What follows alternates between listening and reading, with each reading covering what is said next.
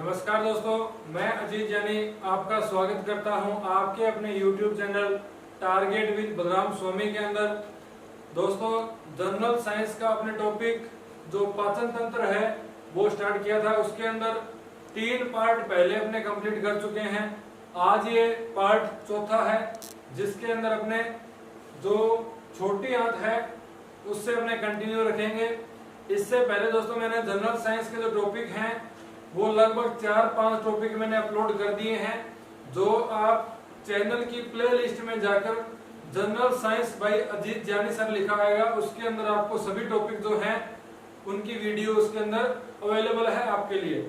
दोस्तों, आज अपने जो पार्ट स्टार्ट करते हैं उसके अंदर बात करेंगे छोटी आंत से। इससे पहले की वीडियो में हमने बात कर लिया था पित्रस पर कि पित्त वाहिनी से पित्रस निकलता है, लीवर के द्वारा निर्मित होता है, स्त्रावन और स्टोर पित्ताशय के द्वारा होता है और पित्रस एक क्षारीय द्रव होता है। क्षारीय होता है मतलब पीएच वैल्यू कितनी होती है, 7 से प्लस होती है। तो यहाँ पर पीएच वैल्यू कितनी होती है, लगभग 7.1 से 8.2 तक, यानी 7 से ऊपर है तो क्षारीय होगा। अब क्षारीय कैसा होगा, हल्का क्षारीय, क्योंकि 7 और 8 के बीच में जो वैल्यू होती है उसके लिए क्या नाम देते हैं अपने, हल्का क्षारीय होता है। अब सबसे पहले कहानी ये आती है कि ये कभी क्षारीय कभी अम्लीय, इसका काम क्या है, ये क्यों हुआ ऐसा? क्योंकि अपने जो लार है अम्लीय थी, HCl था अम्लीय था, अब ये पित्रस आ गया क्षारीय हो गया। कारण क्या है? क्योंकि लार में अम्ल आने का कारण है जीवाणुओं को नष्ट करना, HCl में अम्ल आने का कारण है जीवाणुओं को नष्ट करना, लेकिन उनके साथ साथ एक काम और है, क्योंकि पेप्सिन ओजन को पेप्सिन में बदला था किसने, HCl ने। तो वो जो एंजाइम है जिन्होंने अमाशय के अंदर तक काम किया था, वो एंजाइम अम्लीय माध्यम जो है उसी में वर्क करते हैं वो, इसीलिए उससे पहले माध्यम कैसा बनाया, अम्लीय बनाया। लेकिन यहाँ पर जो अग्नाशय वाहिनी है, यहाँ से जो एंजाइम निकलेंगे उनके लिए मीडियम कैसा चाहिए, बेसिक चाहिए, क्षारीय चाहिए। इसलिए उन अमाशय जो अग्नाशय से जो एंजाइम निकलेंगे उनसे पहले पित्रस जो है वो यहाँ पर अवेलेबल होता है, ताकि मीडियम कैसा बना सके, क्षारीय बना सके, ताकि अग्नाशय वाहिनी से निकलने वाले जो एंजाइम है वो अपना काम प्रॉपर कर सके। तो यहाँ पर पित्रस जो एक क्षारीय द्रव है और इसकी पीएच कितनी होती है, 7.1 से 8.2 तक। अब जो पित्रस है इससे एक काम और होता है यहाँ पर कि पित्रस जो है ये काम करता है यहाँ पर वसा का पायसीकरण, वसा का पायसीकरण करता है। अब ये क्या होता है जी, वसा का पायसीकरण? वसा के पायसीकरण का मतलब है कि ये अपने पास वसा है, फैट है, इसकी इतनी बड़ी बूंद है। अब इस इतनी बड़ी बूंद को पाचन जो है इसको पचित करना थोड़ा कठिन होता है, तो इस इतनी बड़ी बूंद को इस प्रकार से छोटी छोटी बूंदों के अंदर तोड़ना जो है वो अपने पास क्या कहलाता है, वसा का पायसीकरण कहलाता है। तो ये जो है वसा का पायसीकरण करने का काम करता है अपने पास पित्रस, ताकि उस वसा का पाचन जो है वो आसानी से किया जा सके। इसके साथ साथ यहाँ पर ये पित्रस जो है इसका निर्माण होता किन से है, तो पित्रस जो है इसका निर्माण होता है प्लीहा के अंदर जो हीमोग्लोबिन होती है, यानी आरबीसी जो होती है, जो डेड आरबीसी कहाँ स्टोर हुई थी, प्लीहा के अंदर। ब्लड वाले टॉपिक के अंदर मैंने बहुत अच्छी तरह से आपको एक्सप्लेन किया था कि डेड आरबीसी कहाँ स्टोर होती है, प्लीहा के अंदर, और इसीलिए प्लीहा को बोल दिया था शरीर का कब्रिस्तान। तो वो जो डेड आरबीसी जो होती है उसके अंदर क्या है, हीमोग्लोबिन। तो उस हीमोग्लोबिन से बनते हैं यहाँ पर बिलीरुबिन और बिलीवर्डिन 2 पदार्थ, बिलीरुबिन और बिलीवर्डिन 2 पदार्थ बनते हैं, वही मिलकर बनाते हैं क्या चीज आपकी, पित्रस। वही पित्रस का निर्माण अपने यहाँ पर करते हैं, जो एक क्षारीय द्रव होता है और वसा का पायसीकरण करने का जो काम है वो कंप्लीट करता है, और इसके साथ साथ भोजन का माध्यम कैसा बनाता है, क्षारीय माध्यम यहाँ पर अपने पास बनाता है। अब अपने बात करते हैं दोस्तों अग्नाशय वाहिनी कि अग्नाशय वाहिनी है वो क्या काम करती है। तो दोस्तों ये पित्रस के बाद में अग्नाशय वाहिनी जो है, अग्नाशय वाहिनी अपने पास यहाँ पर 5 प्रकार के एंजाइम निकालती है, 5 प्रकार के एंजाइम निकालती है। सबसे पहले अगर अपने देखें तो यहाँ पर एंजाइम आता है लैक्टेज। दूसरा जो एंजाइम आता है वो अपने पास है ट्रिप्सिन। तीसरा जो एंजाइम आता है वो अपने पास आता है काइमोट्रिप्सिन, काइमोट्रिप्सिन। चौथा जो एंजाइम आता है वो अपने पास आता है माल्टेज, और लास्ट जो एंजाइम आता है वो अपने पास आता है लाइपेज। तो ये 5 प्रकार के एंजाइम निकलते हैं किससे? अग्नाशय वाहिनी से। और अग्नाशय वाहिनी जो है वो अपने अंतःस्रावी ग्रंथियों के अंदर किया था मिश्रित ग्रंथि है।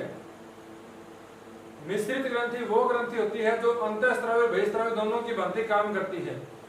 जो बहिःस्रावी की तरह काम करेंगी उससे क्या निकलेंगे? एंजाइम। जो अंतःस्रावी की तरह काम करेंगे उससे क्या निकलेंगे? हार्मोन। तो यहाँ एंजाइम नाम लिए मैंने, तो किसकी भांति काम करती है? बहिःस्रावी की भांति। और बहिःस्रावी की भांति जो काम करती है ग्रंथि, उसकी विशेषता है कि वो ग्रंथि हमेशा एक पाइप के द्वारा अपना जो केमिकल होता है वो अपना केमिकल बाहर निकालती है।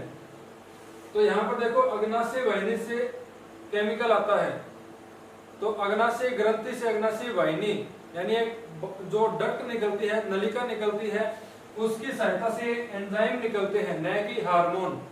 और बहिःस्रावी की भांति अग्नाशय ग्रंथि 99% काम करती है और केवल मात्र 1% काम करती है अंतःस्रावी की भांति।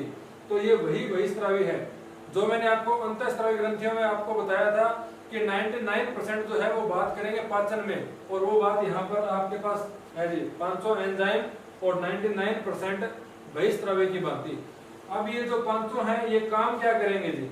तो ये 500 जो एंजाइम है इसके अंदर ये ट्रिप्सिन और काइमोट्रिप्सिन जो है ये कॉमन काम करते हैं प्रोटीन के ऊपर। ये किस पर काम करते हैं? प्रोटीन के ऊपर। ये माल्टेज और लैक्टेज जो है इन दोनों के काम सेम है, तो इसके लिए अपने ऐसे कर सकते हैं कि इस लाइपेज को ऊपर लिख दें और लैक्टेज को नीचे लिख दें।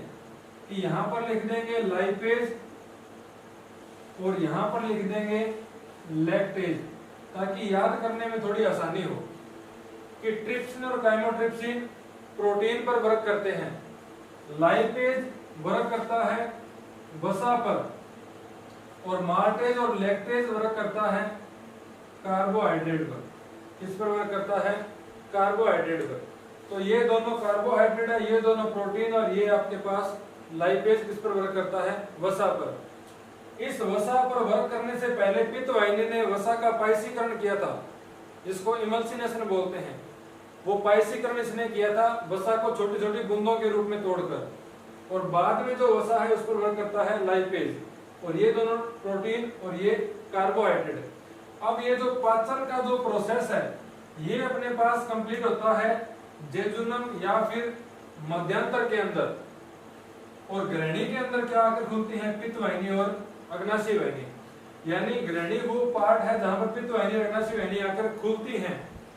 मध्यांतर वो भाग है जहां पर ये पाचन की प्रोसेस कंप्लीट होती है, और शुद्धांतर या इलियम वो भाग है जहां पर इस पचे हुए भोजन का क्या होता है? अवशोषण होता है। पचे हुए भोजन का क्या होता है? अवशोषण होता है। कि छोटी आंत का लास्ट वाला भाग जो है इलियम भाग, यही क्या करता है? अपने पास इस पचे हुए भोजन का अवशोषण करता है और अपने शरीर के अंदर उसको स्टोर करने का काम करता है, स्टोर करने का काम करता है। तो अब इसमें क्या होता है? अवशोषण किस प्रकार से होता है? अवशोषण के लिए ये जो इलियम है, इस इलियम भाग के अंदर सूक्ष्मांकुर पाए जाते हैं। इलियम भाग जैसे मान लो अपने पास ये छोटी आंत का इलियम वाला पार्ट है, इसके अंदर सूक्ष्मांकुर पाए जाते हैं इस प्रकार से। सूक्ष्मांकुर क्या होते हैं? कि ये जो छोटी आंत की जो अंदर की लेयर है ये इस प्रकार से अंदर की तरफ फोल्ड होकर इसके क्षेत्रफल को बढ़ा देती है। उन्हीं को अपने नाम देते हैं सूक्ष्मांकुर या रसांकुर। अब ये क्षेत्रफल को बढ़ा देते हैं, जिससे क्या होता है कि पचे हुए भोजन को अवशोषण करने के लिए एरिया जो है वो ज्यादा मिल सके।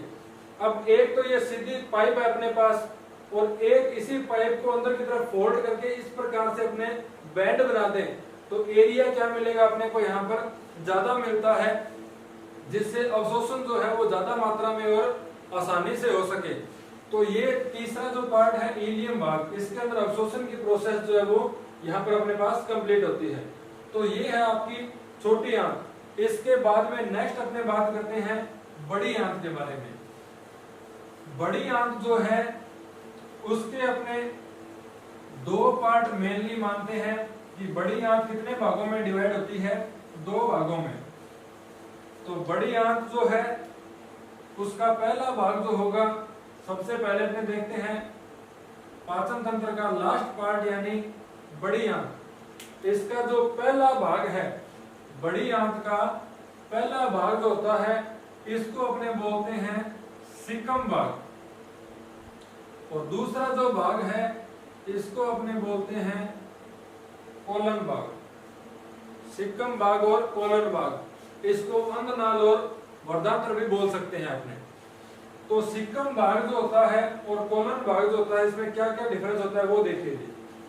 सीकम भाग जो होता है ये मनुष्य के अंदर ज्यादा कोई काम का नहीं होता, क्योंकि यहाँ पर क्या होता है, एक संरचना पाई जाती है जिसका नाम होता है वर्मीफोरम अपेंडिक्स। वर्मीफोरम अपेंडिक्स नाम की एक संरचना पाई जाती है।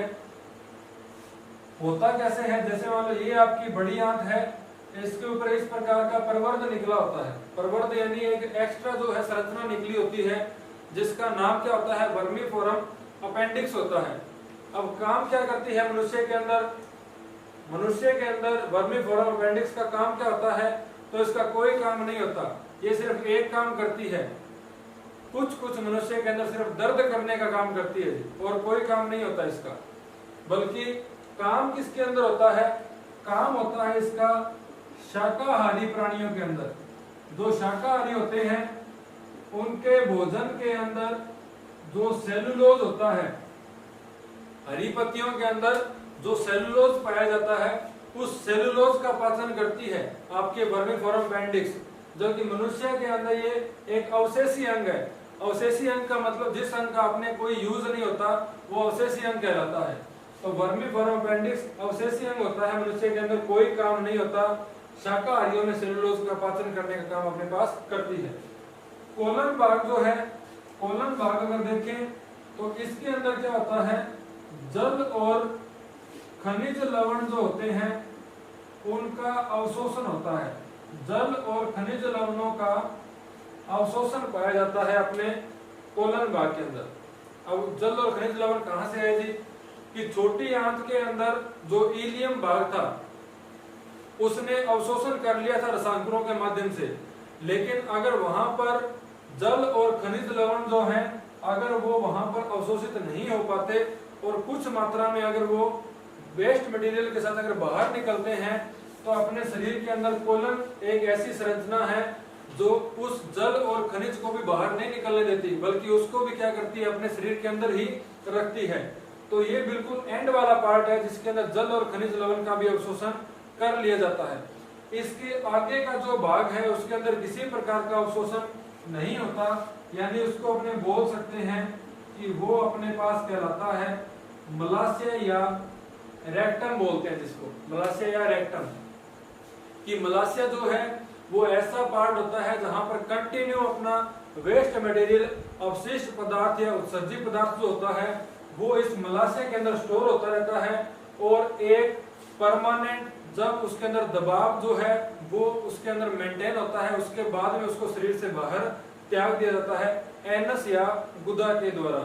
तो ये अपने पास पाचन का लास्ट जो है मलाशय, जिसके अंदर अपशिष्ट पदार्थों का क्या होता है, स्टोरेज जो है वो अपने शरीर के अंदर होता है। ये आपका पार्ट था दोस्तों पाचन तंत्र का। अब इसके अंदर कुछ वन लाइनर बातें हैं जिसकी अपने बात कर लेते हैं कि किस प्रकार से जो भोजन है उसके अंदर कौन कौन से तत्व अपने पास होते हैं। तो इसमें अगर देखें तो बात की थी अपने कार्बोहाइड्रेट की, फिर अपने बात की थी प्रोटीन की, और एक अपने बात की थी वसा की।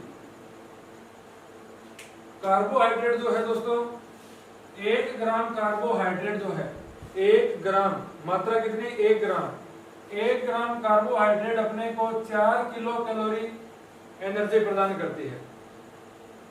1 ग्राम जो प्रोटीन होती है ये भी अपने को 4 किलो कैलोरी एनर्जी प्रदान करती है।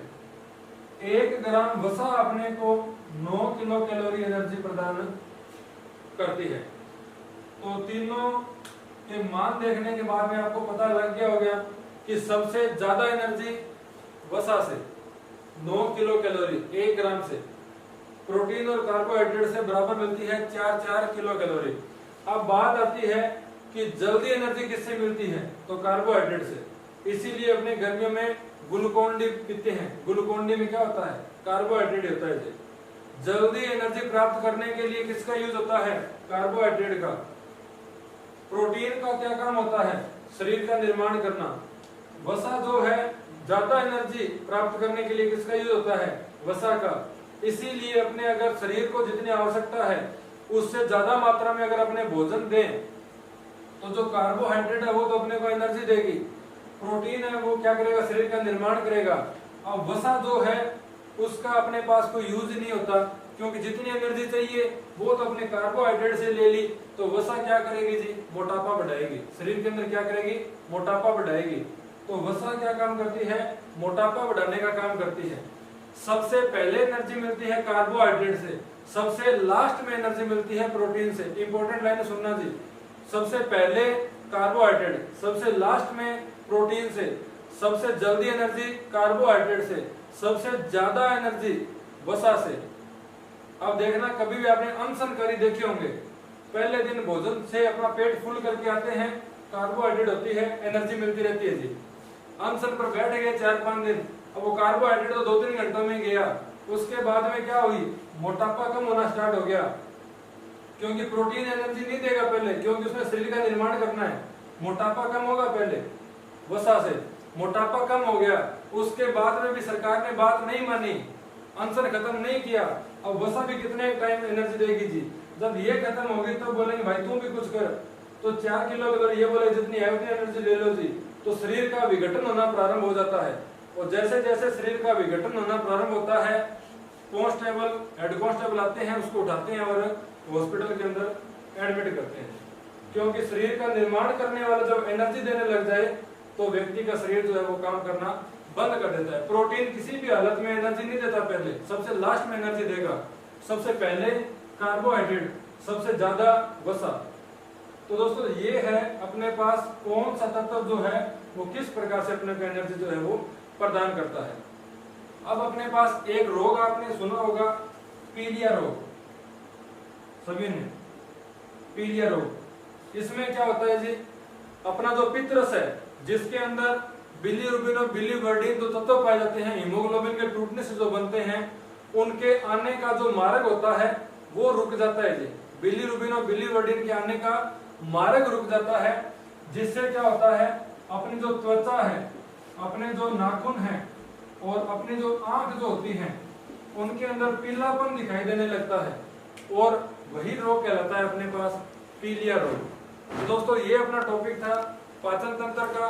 अगर आपको टॉपिक पसंद आए और समझ आए तो वीडियो को लाइक जरूर करें और शेयर करें, और दोस्तों कमेंट जरूर करें कि टॉपिक आपको कैसा लगा, अपनी प्रतिक्रिया जरूर दें, और अपना चैनल जो है उसको सब्सक्राइब करें, जिससे आपको वीडियो जो आए उसका नोटिफिकेशन मिल सके।